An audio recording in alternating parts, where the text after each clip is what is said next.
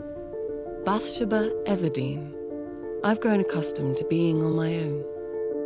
Some say too accustomed, too independent. Ha! This is a different kind of female character.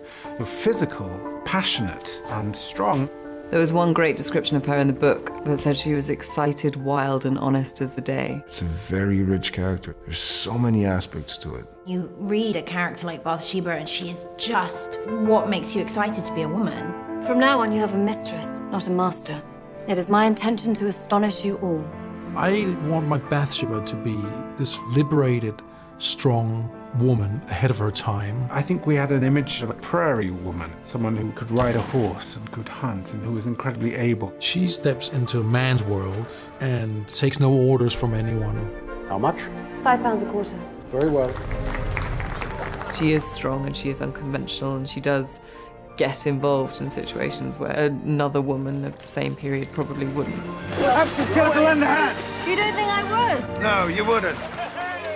She is a very, very complex character, which makes her even more interesting. She's very three-dimensional. She's flawed in all kinds of ways and a really rounded character. Here is a woman who is feisty and independent and sometimes selfish and rude, but also incredibly compelling and incredibly fascinating. She does stray along the moral boundaries quite a lot, but she's very honest about how she feels about the world and other people, and she's a girl who hasn't yet built her mask, and so you just see someone completely bare.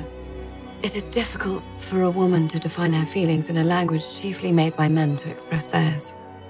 I find it almost impossible to separate Carey Mulligan and Bathsheba. To me, those two characters are born together. The amount of pressure is enormous. The work that she has to do and the time she has to spend, but she does it with such kind of grace and skill. She's a really exciting actress and she's clearly passionate about this story and about this character. It's a hard one to tackle, and I think it's an enormous challenge for any actress. But she's doing a brilliant job. Mr. Oak, I don't want a husband. If I ever were to marry, I'd want somebody to tame me, and you'd never be able to do it.